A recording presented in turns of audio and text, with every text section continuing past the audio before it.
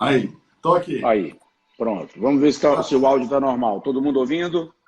Sinaliza aí, gente. Já todo Se mundo der, ouvindo? Tá todo mundo ouvindo aí, gente? se der tilt, a gente sai ou a gente já Ó, inverte o não, caminho. já deram glória a Deus ali, então tá bom.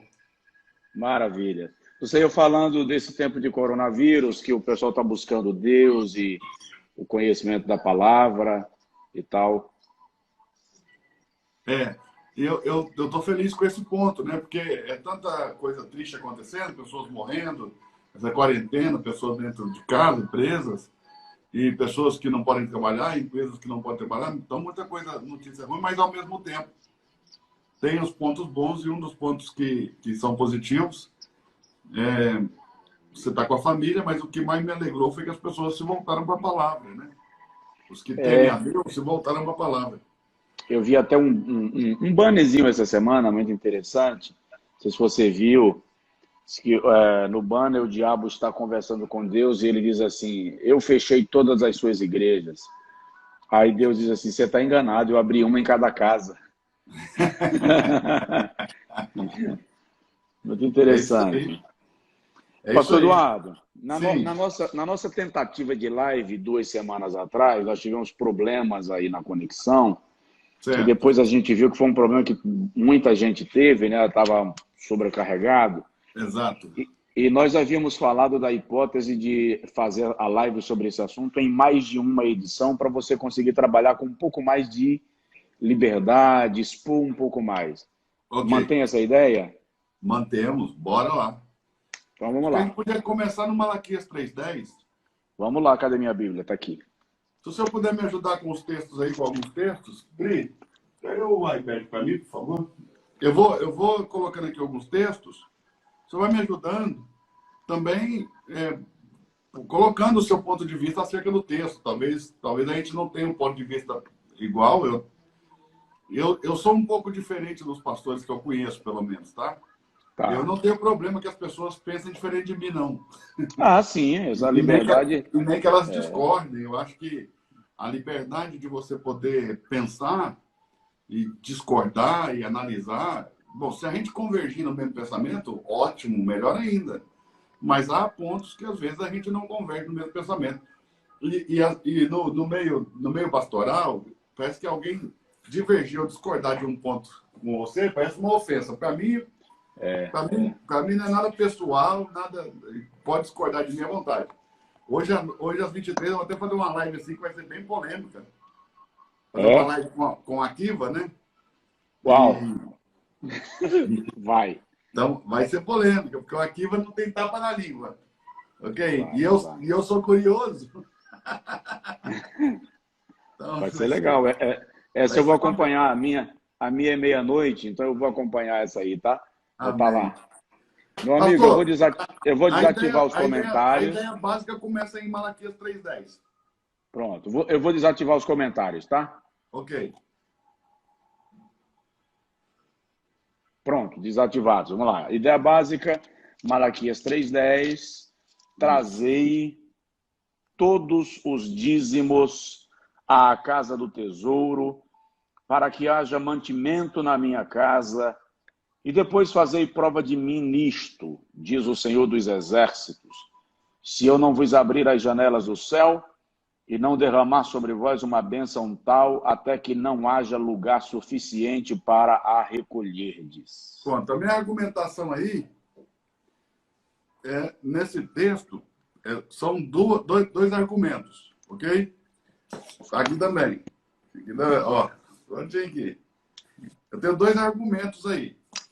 O primeiro argumento apesar de nós vivermos uma fé muito ativa e de Sim, grande parte da igreja ser dizimista, ok?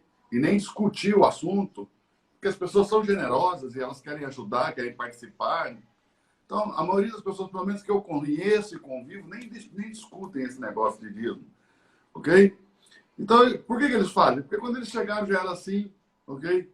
Todo mundo já dizimava, e é a forma que eles têm também de participar, de retribuir um pouco do que eles recebem na igreja,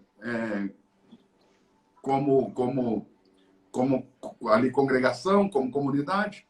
Então, é uma retribuição. Então, É mais como ato de gratidão do que de dever. Exato. Ninguém questiona muito, pelo menos as pessoas com quem eu convivo. Tem pessoas que pensam diferente. Agora, o que eu penso é o seguinte, esse assunto é um assunto pouco falado nas igrejas.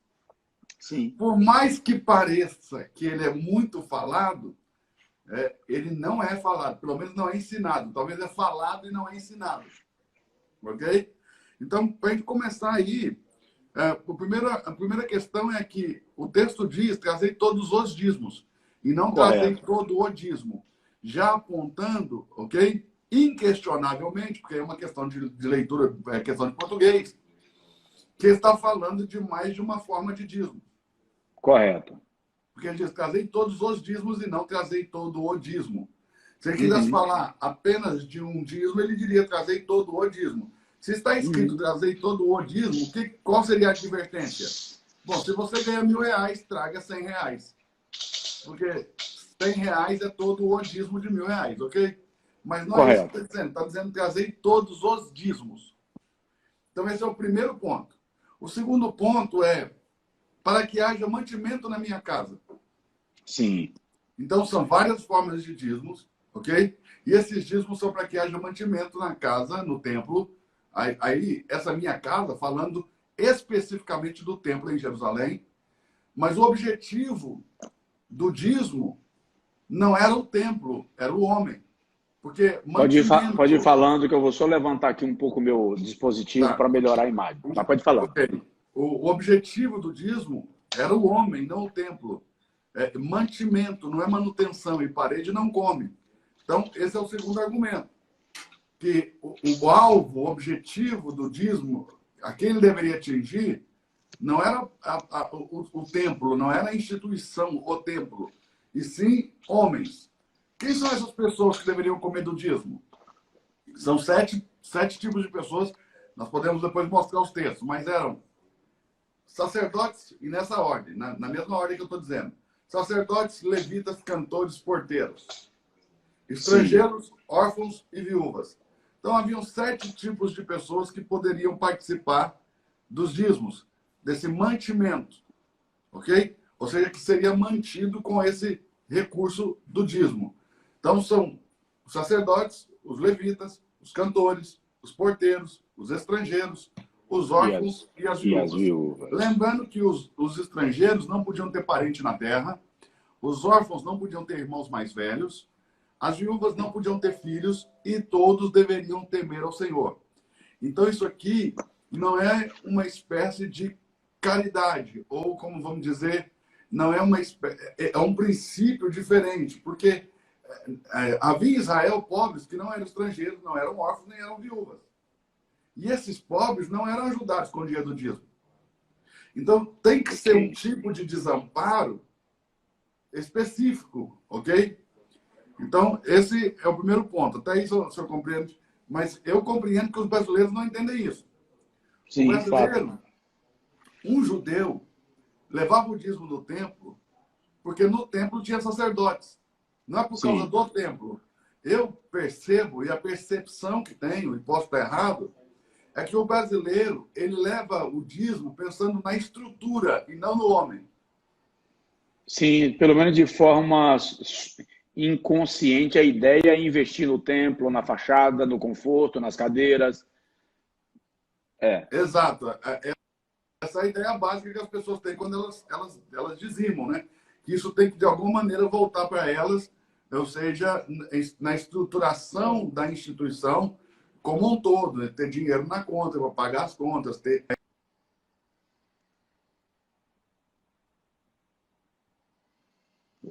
confortável, com toda a tecnologia possível, dentro daquilo que se pode. Então, penso eu, e a percepção que tenho, que as pessoas esperam do dízimo, mas não era a visão bíblica da coisa. Ok? E aí também, entendido. Eu falei sobre o princípio da onde nasce o dízimo, nós falamos na outra live, né? A palavra dízimo vai aparecer pela primeira vez em Gênesis capítulo 14, quando Abraão se encontra com Melquisedeque. Então, Gênesis 14, 18, vai aparecer pela primeira vez a palavra sacerdote. No verso 18. Gênesis Você 14, quer que leia? 19, vai aparecer. Pode ler, se eu quiser. 14, 18. E Melquisedeque, rei de Salém, trouxe pão e vinho, e era este sacerdote do Altíssimo. Exato. E o 19, e abençoou-o e disse: Bendito seja Abrão pelo Deus Altíssimo e possuidor dos céus e da terra. Sim. Até que versículo? Até o 20. Até o 20. E bendito seja o Deus Altíssimo que entregou os teus inimigos nas tuas mãos. E Abrão deu-lhe o dízimo de tudo. Me dá só um segundinho para abrir a janela aqui um pouquinho. Tá. Só para entrar um ar aqui, que eu tive que fechar a porta.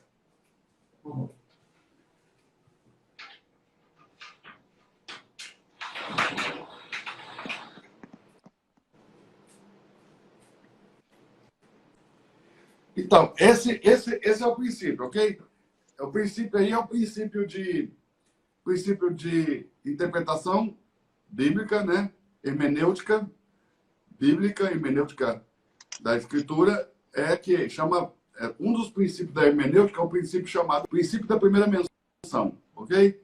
Vocês, toda vez que eu quero estudar algum conceito ou palavra na Bíblia, eu tenho que voltar à primeira menção daquela palavra, pegar o contexto para entender o conceito que ela vai carregar por toda a escritura. Assim como diz, mas aí é a primeira vez que aparece a palavra dízimo.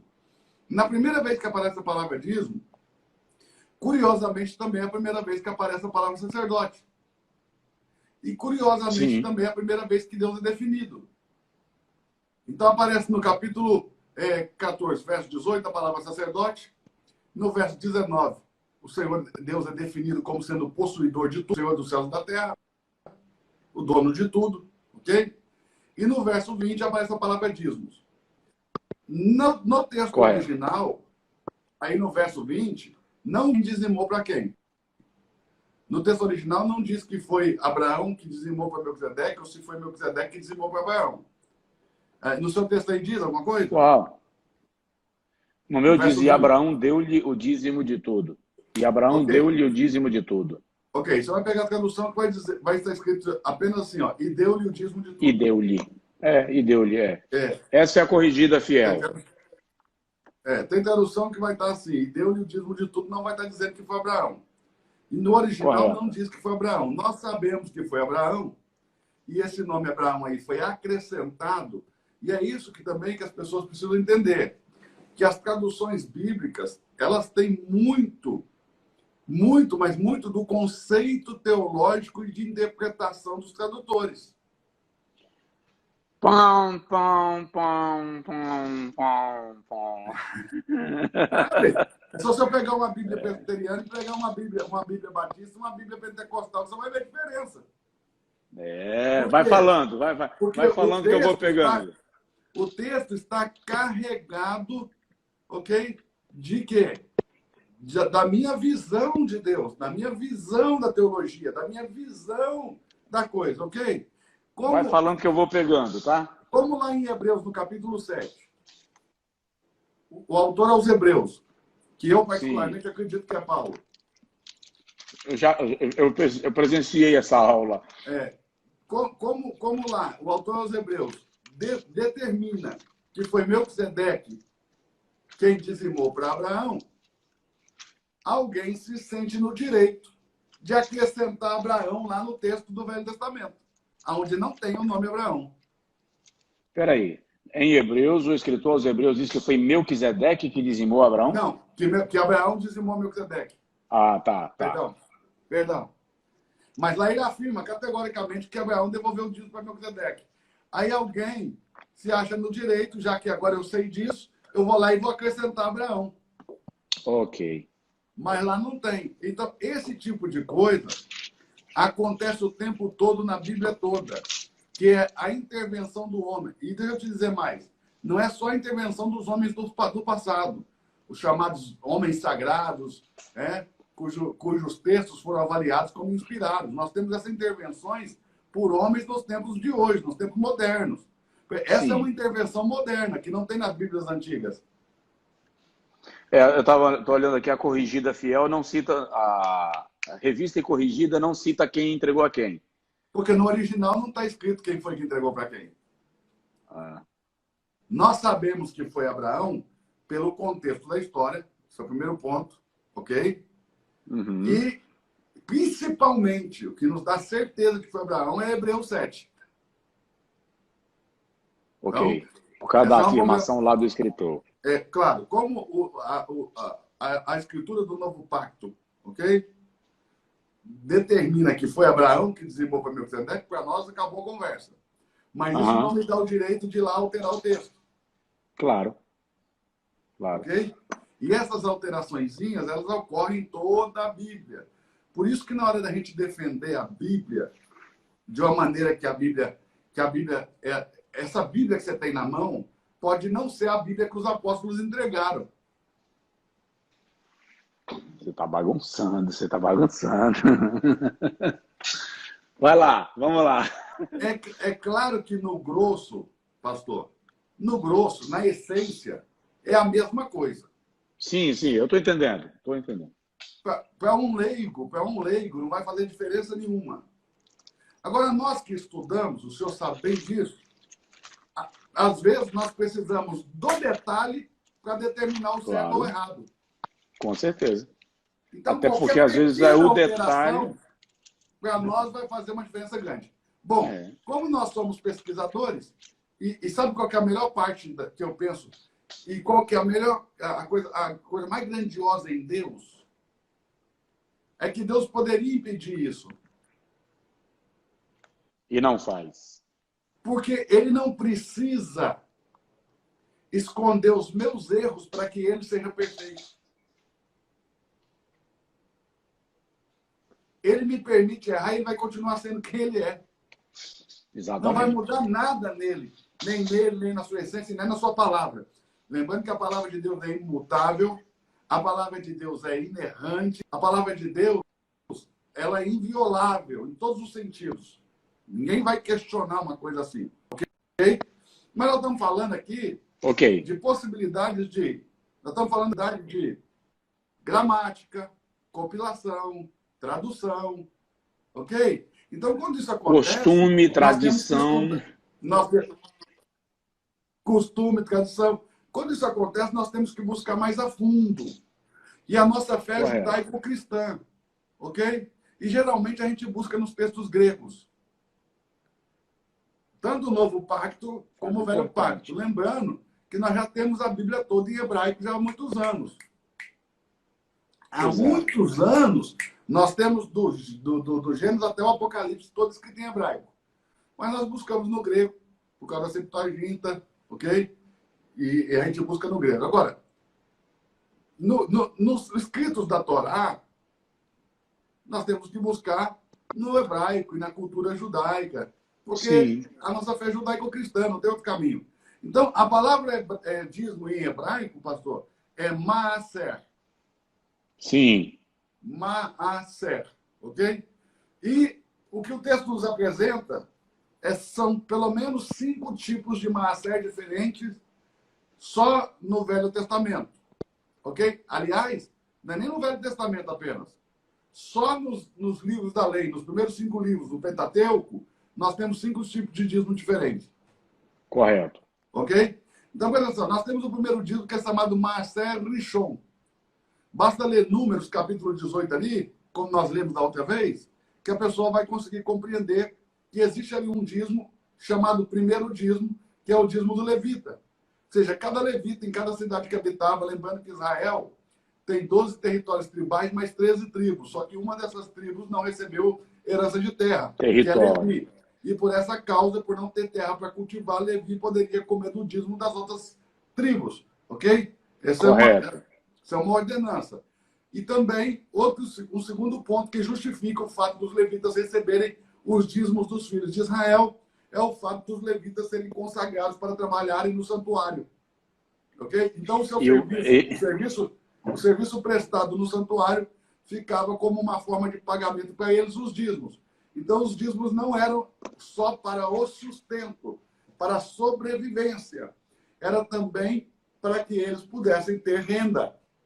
Era uma forma de pagamento também. Ok? Óbvio que eles não conseguiam Lembra. comer 10% de todas as colheitas de uma nação. Então, eles comercializavam parte disso, é óbvio. Ok? E assim, eles Lembrando, sobreviviam. pastor Eduardo, você até mencionou isso na nossa live anterior, que como os levitas não tiveram territórios, eles foram espalhados nas tribos, nos territórios das outras tribos, né? Exato, Para por exemplo. servi-las. Exato. Eucana, o pai do profeta Samuel, ele é levita. Só que Aham, ele é de Belém de Efrata. Ok? correto, Das montanhas de correto. Efraim. Ele é efrateu de nascimento. Mas ele é de sangue levita. Então, ele nasceu no território de Efraim, ok? Mas o sangue que corre na sua vida é sangue dos levitas, é descendente dos levitas. Então, eles estão espalhados em todas as tribos. E todas as tribos tinham cidades sacerdotais, né? Depois a gente pode entrar mais Correto. profundo nisso aí. Bom, Eucana, ele é levita. Tem lá também Juízes, capítulo 17, verso 7, ok? Um levita de Belém de Judá, da tribo de Judá, que era levita. Correto. Ok? Então, os levitas estão espalhados em todas as tribos. Então, quando os filhos de Israel plantavam, se o senhor puder ler Deuteronômio 8:8, vamos abrir Ok. aí, Deuteronômio 8:8.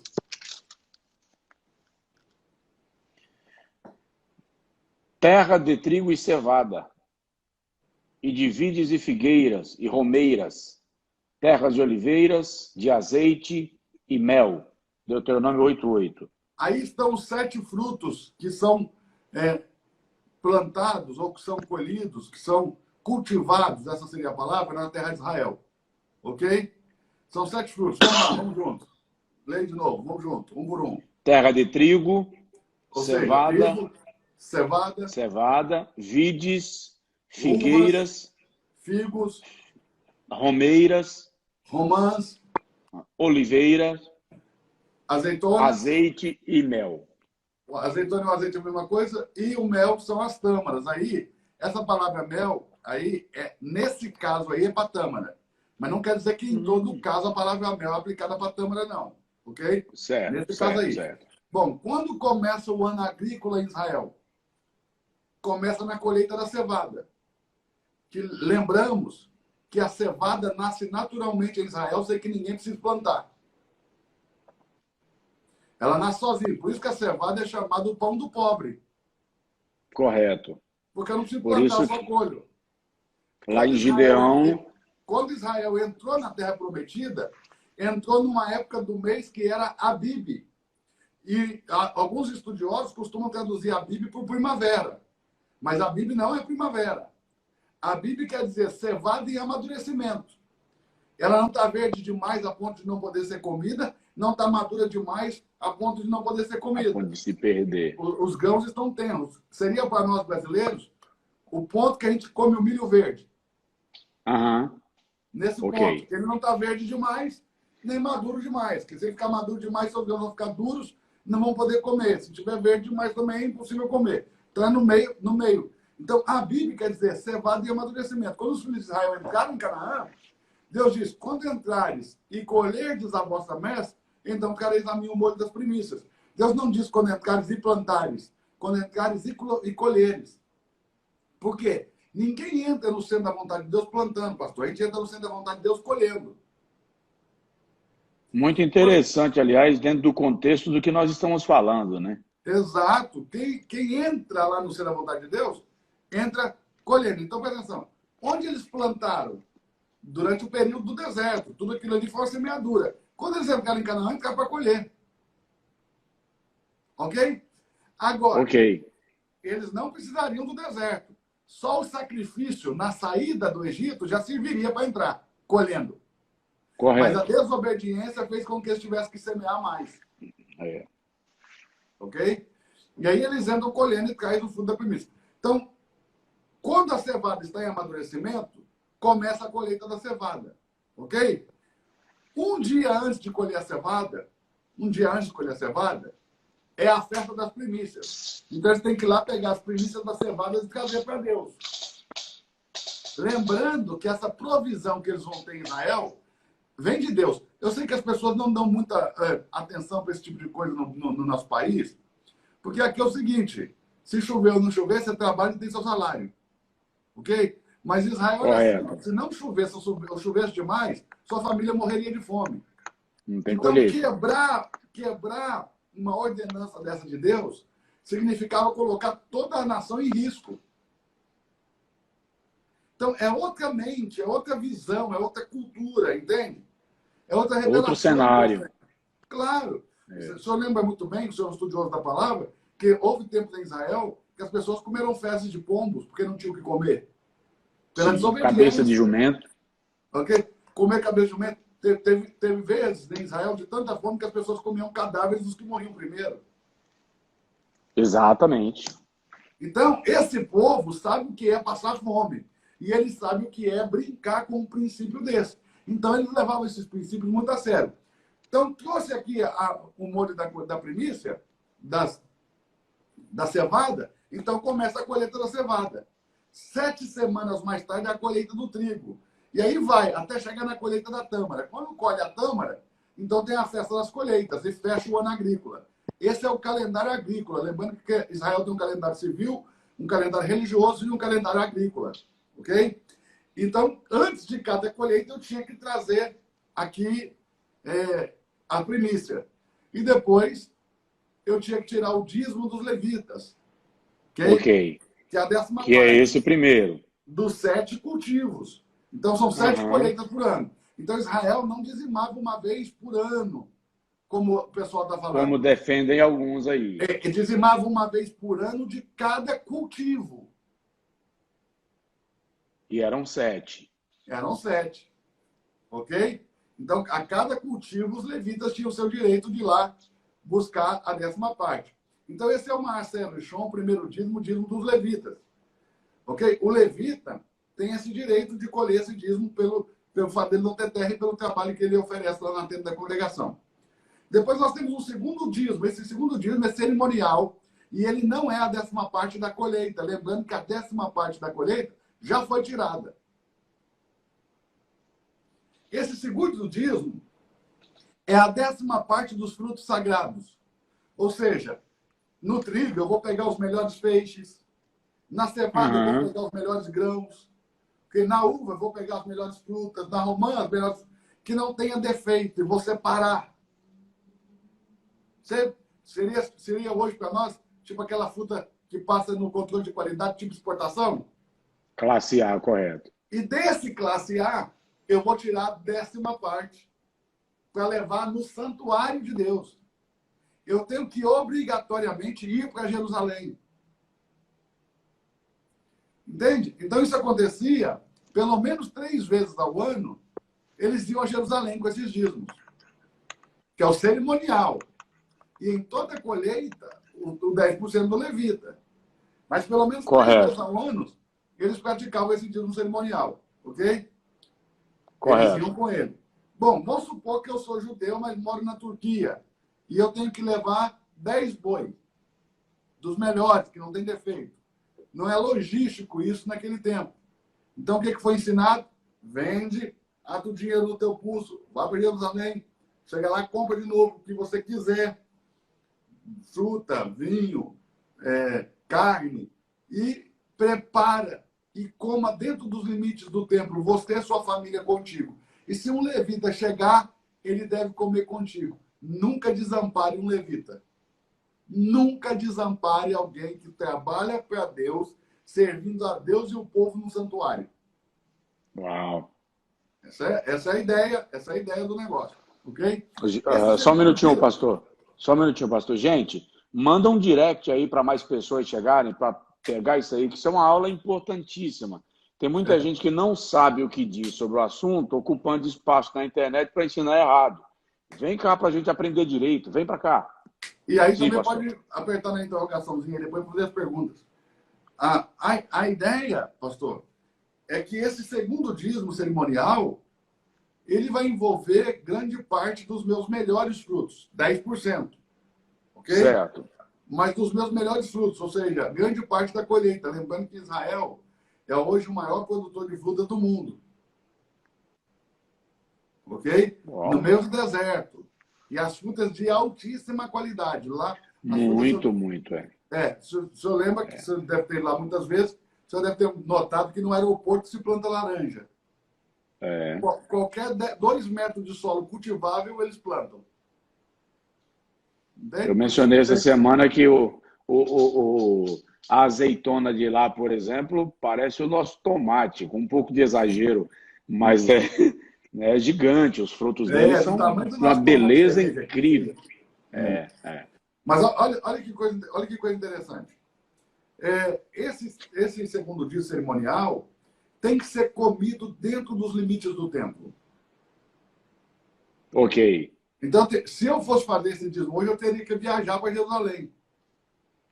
E tinha que ter um templo, mas não tem um templo, tem um Domo da Rocha. Aquele Também. Domo da Rocha, que pertence aos muçulmanos, que fica de frente àquela mesquita El Aqsa. Sim.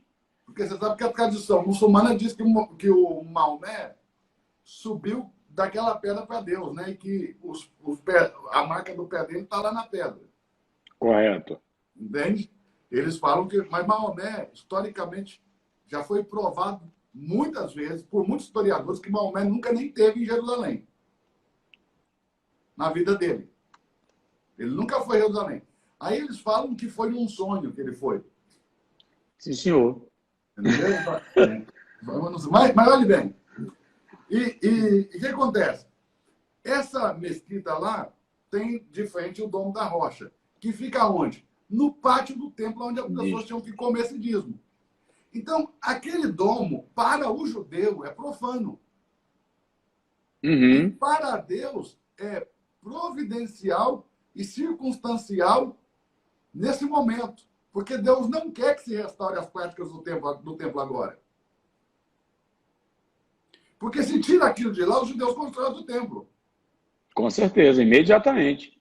Entende? Então, aquilo fica lá. Porque como é que você vai entender um país que tem esse nível de tolerância? Tem de alguém chegar em São Paulo, na Paulista, fechar ela de um lado e de outro e falar assim, agora aqui é território americano. Vai ter uma confusão. E a gente conviver com isso. Bom, os israelenses convivem com isso. É como se alguém chegasse em São Paulo, cercasse a Praça da Sé e falasse que agora já Exato. Entendeu? Chegasse em Salvador, fechasse o Pelourinho, faz o que agora em Portugal. Tem confusão. Mas lá em Jerusalém, os caras cercaram um pedaço da cidade dos caras e disseram que agora é outro país. Palestina. E detalhe, você não entra, não. E não entra. Quem cuida ali dessa área do Domo da Rocha é a Jordânia. É o rei da Jordânia. Entraram em um acordo os palestinos e os israelenses e a Jordânia faz a segurança. Para não ficar nem na mão dos israelenses, nem na mão dos palestinos. Só que do lado de cá tem os israelenses fazendo segurança do lado deles e os palestinos fazendo do lado deles. E no meio disso aí está a Jordânia tentando pacificar a coisa. Entendeu? Então, é uma situação que nós brasileiros não conseguiríamos entender ou aceitar. E eu creio que nenhum outro país do mundo. Isso é porque eu sei que todo mundo chama Israel de intolerante, mas eles não são tão intolerantes assim, né? Se aceitar alguém fechar uma praça de um dos lugares mais importantes para você, sem falar que eles conquistaram aquilo na guerra. Poderiam ter derrubado o domo na Guerra dos 6 Dias. Isso.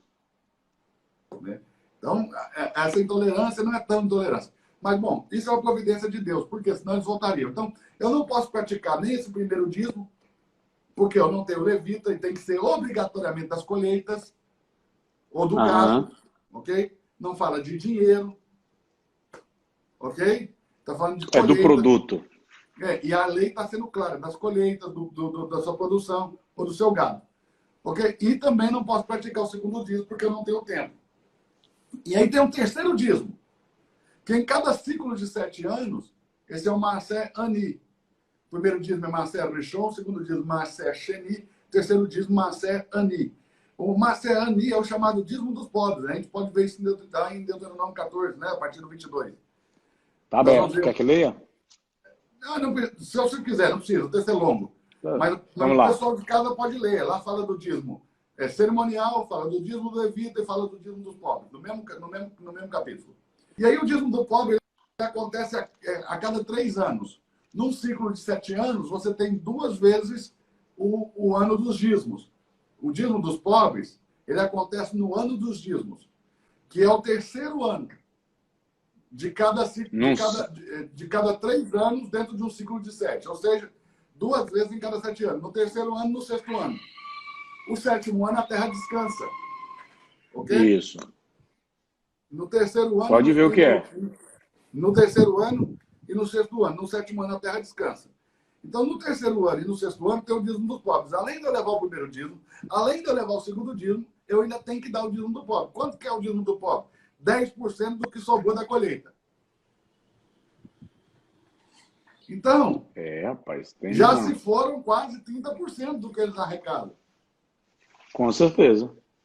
Não vai dar 30% apenas porque o dízimo porque são porções. Ele é tirado 10% dos melhores frutos. Mas da aí, excelência, você pode vamos colocar chamar assim. 25 para mais por cento da colheita foi embora aí. Nesse ano que é o ano de dízimo, eu tenho que levar esses 3 dízimos lá no templo. Eu tenho que levar os 3. Ok? O dízimo do pobre, o dízimo do levita e o cerimonial. Que eu tenho que comer. Do cerimonial eu preciso comer.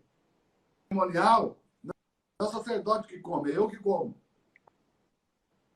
O dizimista. O dízimo do levita, o levita vai comer. Só que quando o levita recebeu o dízimo, a ordem é essa. Tem que ter um sacerdote junto. O levita não podia ter a presença de um sacerdote. Por quê? Porque quando o levita termina de receber o dele, ele tem que dar para o sacerdote o dízimo do dízimo. Importante destacar isso. Muito importante, muito oportuno. Então, quando diz lá em Malaquias, no capítulo 2, esta palavra agora é para vós, ó sacerdotes, está falando disso. O levita tinha que dar dízimo do dízimo para o sacerdote, ok? E os sacerdotes tinham que dar dízimo de dízimo para o sumo sacerdote. E quando Deus diz lá, a mim me roubais, ele está falando da quebra dessa corrente. Ele não estava falando originalmente do povo em geral, mas falando da quebra da corrente. Mas qualquer elo da corrente que quebrar, é a mesma palavra. Interrompe o princípio. Vai acontecer o suposto roubo. Ou, eu digo suposto aqui, porque na mente de muita gente não é roubo. Ok? Correto. Mas que Deus foi claro, foi claro. A mim me roubais. Por quê? Porque esses dias não são da lei. Não cumpriu, roubou. Lembrando que, apesar de nós entendermos Israel como uma cultura, Israel é o único país do mundo que não tem uma cultura. Por exemplo, no Brasil é cultural comer feijoada. Sim. No Peru é cultural comer ceviche. Ok? Na Bolívia é cultural comer milho. Ok?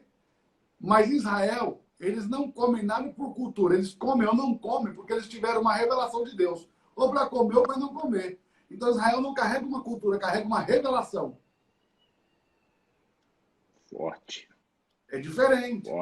Forte. Não é uma cultura. Eles comem ou não comem, eles dormem ou não dormem, eles festam ou não festam. Até as festas não são festas culturais. São festas reveladas por Deus. São estabelecidas. Ok? Além desses 3 dízimos, nós temos ainda a presença de outros 2 dízimos na Escritura. Que é o dízimo de Abraão para Melquisedeque, que foi o que nós começamos a ler. Correto. Que nós vamos ler lá em Hebreus 7, tem que ser a base para nós vermos isso aí. E o princípio lá foi o seguinte: quando Melquisedeque soube que Abraão venceu 4 exércitos com 318 homens, a ficha de Melquisedeque caiu. Esse homem é o escolhido de Deus. Porque Abraão já era muito rico. Não pensem vocês que Abraão precisaria do dinheiro dos reis de Sodoma, Gomorra, Bela, Zoar e daquelas cidades ali para poder enriquecer. Não, ele já era muito rico. Abraão também era tido como um rei. É porque na nossa cultura aqui a gente não entende muito de monarquia e nem de cidade-estado, né? Porque uma cidade igual Mônaco. Mônaco é uma cidade-estado. Então, mas olhe bem, Abraão era um rei. E ele E já era muito rico. prova disso é o que ele diz ao rei de Sodoma, né? Eu não quero de você nenhum cadastro de sapato para você não dizer que a minha riqueza foi você quem me deu. Pronto, então, o dízimo que Abraão deu não foi dos despojos da guerra. Porque o Foi despojo da da guerra riqueza que ele ele tinha, não né? pegou. Quando ele foi para a guerra, ele jurou para Deus: se eu vencer, eu não pego nada.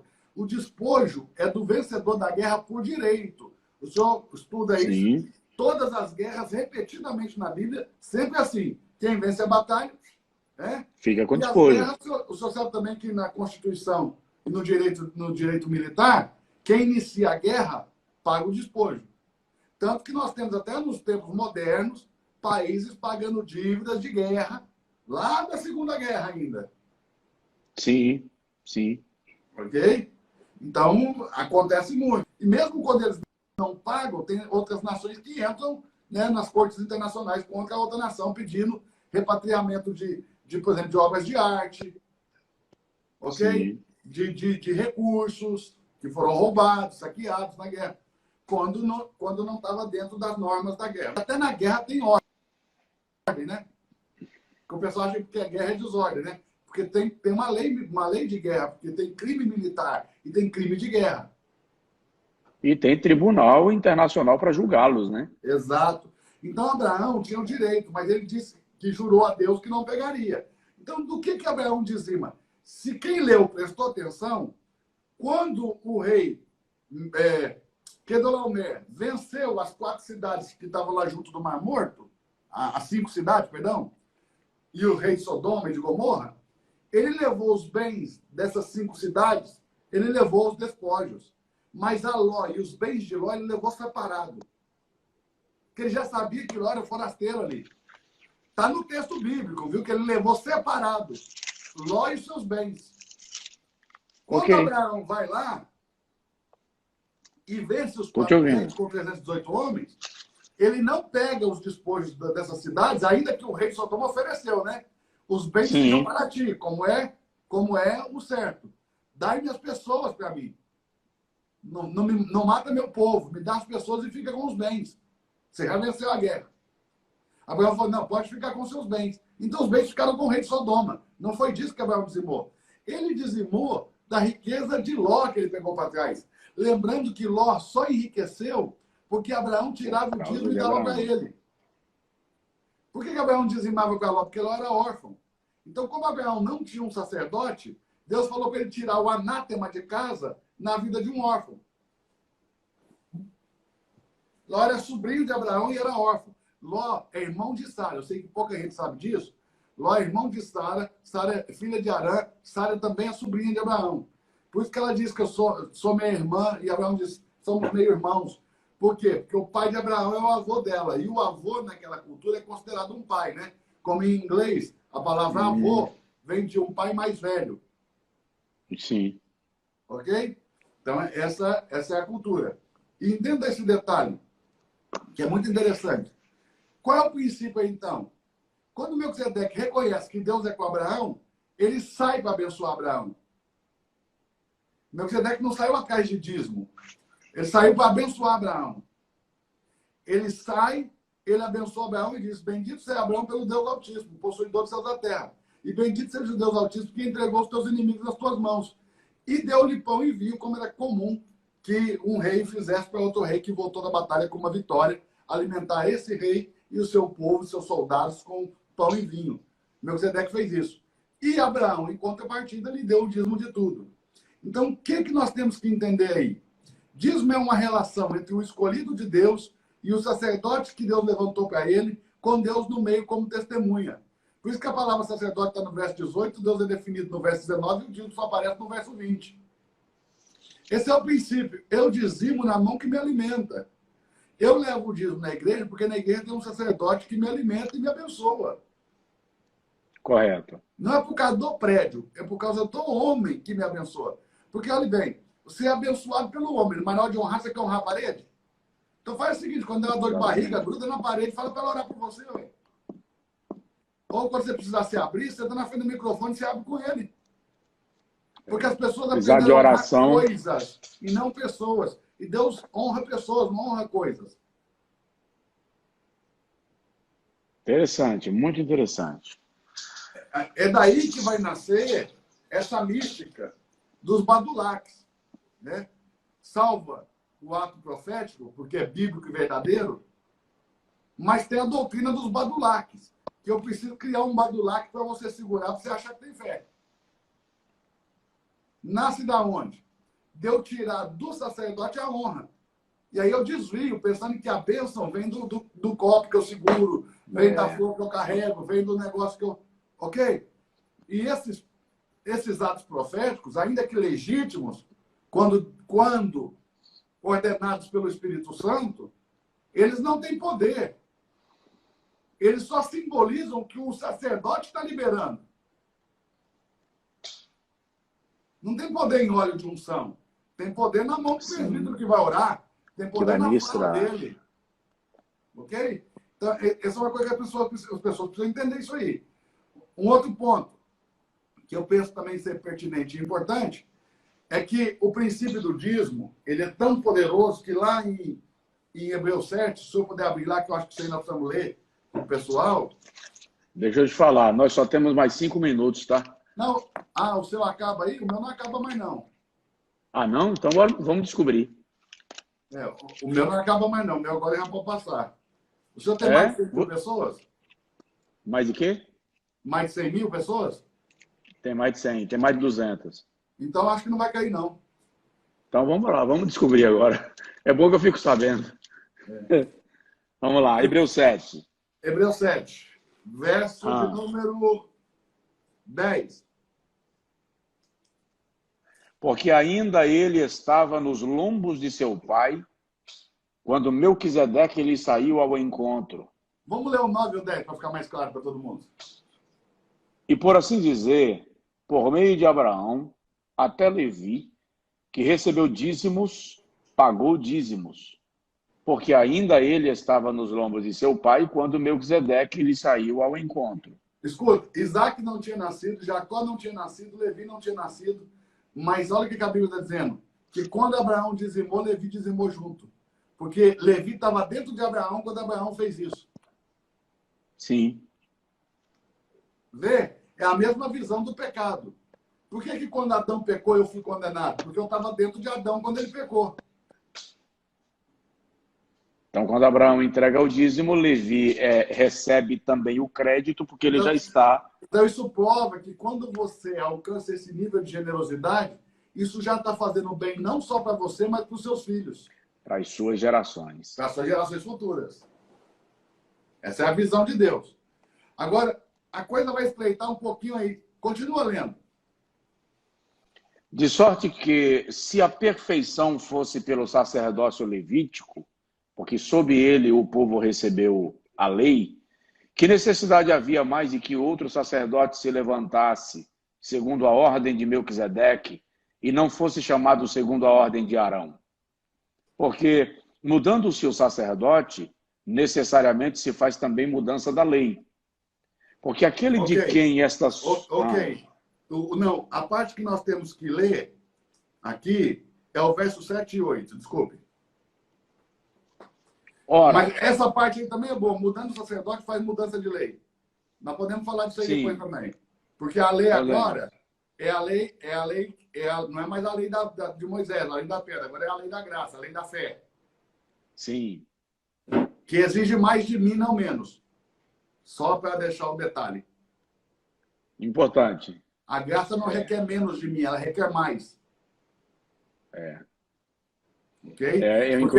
Porque na época da lei, diz o texto da lei, que o homem não podia adulterar. O que é o adultério? É o coito. Se não tem coito, não tem adultério. Então, na época da lei, se eu mesmo casado, declarasse para uma mulher, eu te amo, eu não estaria cometendo pecado. Porque o envolvimento emocional não era pecado. Era, mas não estava no texto da lei. Mas já desagradava a Deus. Sim, sim. A infidelidade nunca vai agradar a Deus, ok? A deslealdade nunca vai agradar. Mas não estava no texto da lei. Se não está no texto da lei, não tem transgressão. Agora, quando Jesus veio, o que ele falou? Disseram os antigos, não adulterarás. Quando ele diz dívida, ele está endossando o que eles falaram. Está dizendo, continue fazendo como eles mandaram. Eu, porém, acrescento. Não é que eu dou outro. Aquele que Pode olhar... escolher trocar. Mas ele escolheu não trocar, ele escolheu só acrescentar. E você, aquele que olhar para uma mulher com intenção impura, já adulterou com ela. Então, não facilitou a vida de ninguém. Pelo contrário, ele elevou o nível de relacionamento, exigindo muito mais. E é fácil de entender porque ele exige muito mais de nós do que de alguém que não viveu na época da graça. Nós temos o Espírito Santo. Um fariseu não tinha. E se um homem sem o Espírito Santo conseguia não trair a mulher, não roubar o dízimo, orar por dia e jejuar 2 vezes por semana, ele diz, você que tem o Espírito Santo não pode nem pensar. Essa é a ideia. Aumentou a exigência. Aumentou a exigência. A graça não requer menos, ela requer mais. Eu disse outro dia para alguém que quanto mais próximo você estiver de Deus, mais ele vai exigir de você. Pronto, é isso. A graça me aproximou de Deus, então ele quer mais de mim. Senão a matemática de Deus vai falhar, porque a matemática de Deus é essa. Quanto mais lhe é dado, mais é cobrado. Aquele que deu pouco se cobra pouco, é o que deu muito se cobra muito. Ok? Então ele não pode te dar o Espírito Santo e exigir de você menos que ele não faz.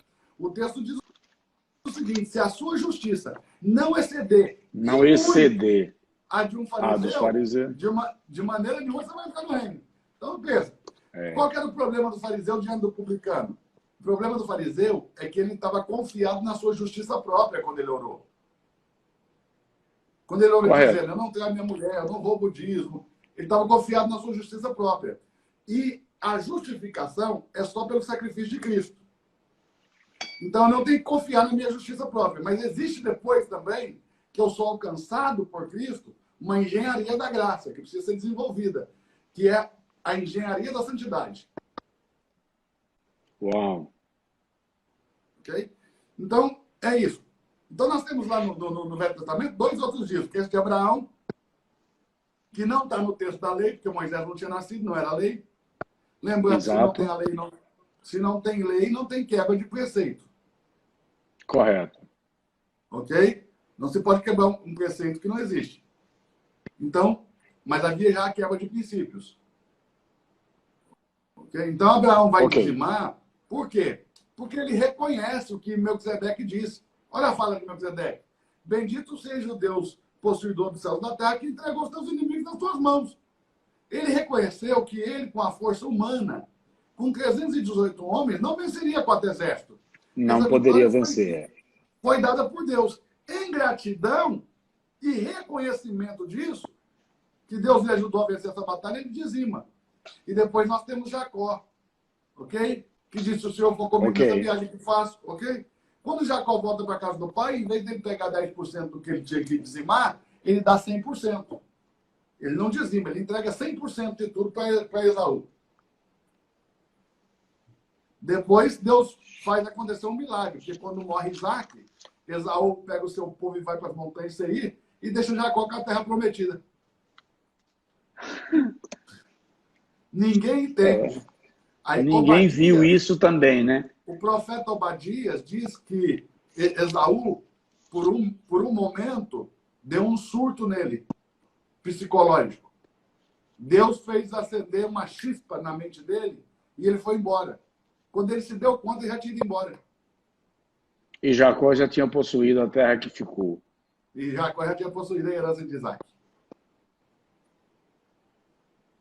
Está no texto da Bíblia, é só o cara ler. Então, por que Jacó dizimou? Porque ele saiu com a roupa do corpo e voltou rico para a casa do pai. Então ele entendeu que Deus proveu. E como ele entendeu que a provisão dele veio de Deus, que foi Deus quem lhe deu saúde, lhe deu força, lhe deu inteligência, esse reconhecimento fez ele dizimar também por gratidão. Então, se eu pudesse resumir o dízimo hoje em uma só palavra, a palavra que eu usaria seria gratidão. E se pudesse ser em duas, eu ia dizer gratidão e reconhecimento, ou reconhecimento e gratidão. Porque não existe gratidão sem reconhecimento. Fato. Ok? Então, os dízimos que nós fazemos hoje na igreja, eles não têm base nesses primeiros 3 dízimos da lei.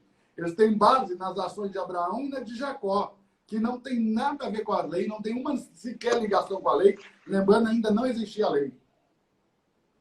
Fato. A lei foi dada por Moisés. Ou seja, vamos lá. Como eu coloquei como temática da nossa live, 5 tipos de dízimos no Antigo Testamento, e fiz uma indagação, e no Novo,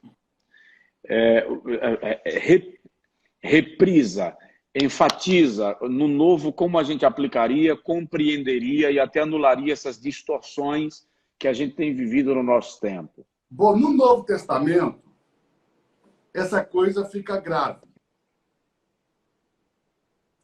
Essa questão do dízimo. Uhum. O dízimo não é obrigatório e nunca foi em igreja nenhuma. Pelo menos não as que eu conheço. Fato. Ele é um ensino. Ok? Mas não obrigado. Porque 60% das pessoas que vão na igreja não dizimam. Você é pastor, você sabe disso.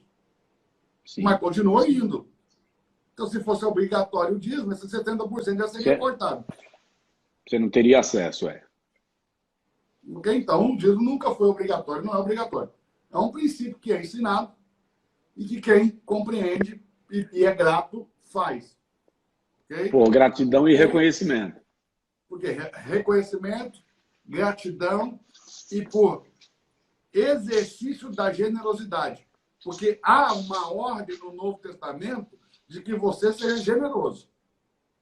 E muito mais ainda com respeito à obra de Deus. Correto. Então, reconhecimento, gratidão e generosidade. Mas no Novo Testamento, por que eu digo que isso fica grave? Talvez nem é um assunto para abordar aqui agora. Então a gente deixa para a próxima live. A gente pode deixar para a próxima live. Mas, para a gente explorar com mais... Mas eu te digo o seguinte, qualquer pessoa que hoje trabalhe contra esses princípios de dízimo e oferta já está debaixo da influência do espírito do anticristo. Ui. Preste atenção no que eu estou dizendo. Não estou dizendo que o cara é o anticristo. Estou dizendo Sim. que ele está debaixo da influência do espírito do anticristo. Porque é simples. O senhor, como estudioso da palavra, sabe que ainda resta uma das 70 semanas de Daniel para se cumprir. Cumprindo 69 no tempo em que Jesus estava lá em Jerusalém. Ficou uma. Exato. Essas 70 semanas, o senhor sabe muito bem também, são semanas de anos, como está em Levítico. Também.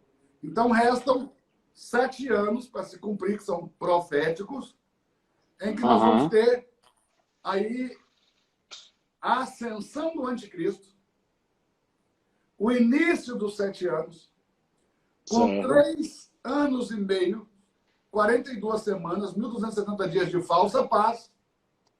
Sim. E outros 3 anos e meio, 42 meses, 1.260 dias de grande tribulação. Qual é a ruptura da paz mundial para a tribulação mundial? A quebra da aliança.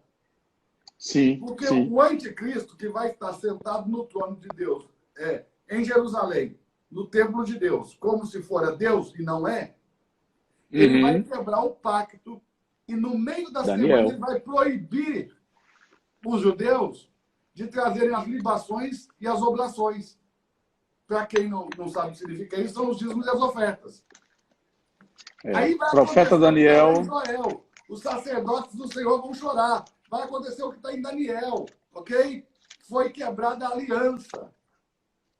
E aí vai começar o quê? A plantação a murchar no pé, as frutas a estragarem, as colheitas a se perderem, o gado a morrer. Vai começar a tribulação e a fome.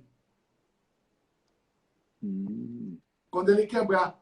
Ok? Então, quando ele quebrar essa aliança, quanto mais pessoas acharem que esse princípio é errado, mais pessoas vão ficar do lado dele. Entendido. Quem vai denunciá-lo nessa hora? O povo judeu. Como é que diz o texto? Quando se levantar a abominação, a assolação, fujam. Quem tem bens, não volte para buscar. Fujam das montanhas, fujam. Ore para que isso não aconteça no inverno, porque sabe que Israel no inverno é cheio de neve. né? Ai das que estiverem grávidas ou amamentando, que tem que correr carregando um bebê. Então, nós podemos falar mais disso. Mas esse é um princípio, pastor, que precisa estar presente. Lembrando também que essa é a segurança que eu tenho que Deus está presente. Por que que o anticristo vai impedir isso? Porque no meio da semana vai acontecer uma batalha no céu. Isso está escrito lá em Apocalipse capítulo 12, verso 7. Miguel e o Senhor vão batalhar contra o dragão e os seus anjos, mas o dragão não vai prevalecer e vai ser atirado na terra. O senhor sabe que todo espírito na terra sem um corpo se faz ilegal. Ele não pode interagir sem um corpo. Sim. Quando ele quis enganar Adão, ele entrou no corpo da serpente. E agora, para enganar o povo, ele vai entrar no corpo do anticristo. Sim. O que é o anticristo? O anticristo não é um cara que ele levanta uma placa, eu odeio a Deus. Não é isso, não. É um cara que faz de conta que é Deus. Exatamente. Ele é um falso Messias. Só depois que a semana quebrar, por que ela vai quebrar? Porque ele vai proibir a libação e a oblação. Por que ele vai proibir? Porque ele vai ser ferido de morte. E ele vai ressuscitar. Como que ele vai ressuscitar? Quando o diabo descer. Entrar nele. Vai entrar nele e trazer ele de volta. Aí o diabo não consegue receber nada que a Deus é consagrado. Então ele vai proibir isso. Porque um homem comum pode pegar o que é consagrado de Deus. Mas o diabo não consegue. O diabo não. E é o único caso na Bíblia que você encontra o próprio diabo entrando no corpo de um homem, né? E no de Judas. E no de Judas, é verdade. É. Tá vendo? Então, o diabo entrou nele, está escrito. Filhos da perdição. É verdade. Agora você vê que Judas não resistiu. O diabo entrou nele, ele partiu e foi se exterminar, né? Se exterminar. Que também é uma morte muito misteriosa, né, pastor? Sim. É. Porque, não há uma... comigo. A Bíblia diz o seguinte: e ele saiu para se enforcar. Eu sempre digo que Deus não tem dificuldade para falar o que ele quer falar. Deus não tem dificuldade de se expressar. Se Deus quisesse dizer que ele se enforcou, Deus diria, saiu Judas e se enforcou. Se a Bíblia não diz que ele se enforcou, você já não pode afirmar. Porque a Bíblia diz, saiu para enforcar-se. Mais tarde, ele é encontrado partindo pelo meio, suas vistas espalhadas pelo chão. Aí Atos 1:18. Aí o pessoal fala que ele pendurou numa árvore, o galho da árvore quebrou, ele caiu numa pedra, a pedra partiu no meio. Mas é muita criatividade, não está escrito isso na Bíblia, não, em lugar nenhum. É muito filme. A morte de Judas é muito misteriosa. Verdade. Assim como nós temos muitos mistérios na Bíblia também, a epístola de Judas não foi escrita por esse Judas. Sim. E também não foi escrita pelo Judas, parente do Senhor Jesus, como parece. A epístola de Judas, ela carrega um pseudônimo. Foi colocado esse nome para dar autoridade para ela. E ela tem duas curiosidades que eu vou, pelo menos, chamar a atenção aqui, que é no verso 9 e no verso 14, que é o seguinte, no verso 9 diz que Satanás lutou, Miguel lutou contra Satanás pelo corpo de Moisés. Isso. Ok? No verso 9 diz Miguel lutava e contendia com o diabo por causa do corpo de Moisés, ok? Sim. Mas o senhor não tem referência a isso na Torá, o senhor não tem referência a isso nos Salmos, o senhor não tem referência a isso nos profetas. Esse texto do verso 9 não é bíblico. É um apócrifo. O livro judaico, de tradição judaica, se chama A Ascensão de Moisés. Então, na próxima live a gente belisca. E no verso 14, esse texto do verso 14, como profetizou Enoque, você também não tem referência disso na Torá, não tem referência nos profetas, nem nos Salmos. É um apócrifo também de tradição judaica, que é o livro de Enoque. E o fato de ninguém da comunidade ali, para a qual a carta foi destinada, ter contestado isso, é porque era algo normal para eles. Então, provavelmente, essa carta foi dirigida a judeus. Ou a cristãos, judeus que haviam se convertido ao cristianismo ali. Interessante. Olha, Eu anotei algumas coisas aqui para a gente destacar na próxima live. Vou anotar essas duas também, Ok. tá? Para na É próxima porque live a gente destacar. essa presença, numa epístola tão pequena, de só 25 versículos, de dois Dois. textos não canônicos, tem que abrir É para muita. discussão. Vamos abrir. Na próxima live eu vou destacar algumas coisas que pontuei aqui para a gente discutir e esclarecer para o pessoal, como, por exemplo, onde que a gente vai descobrir...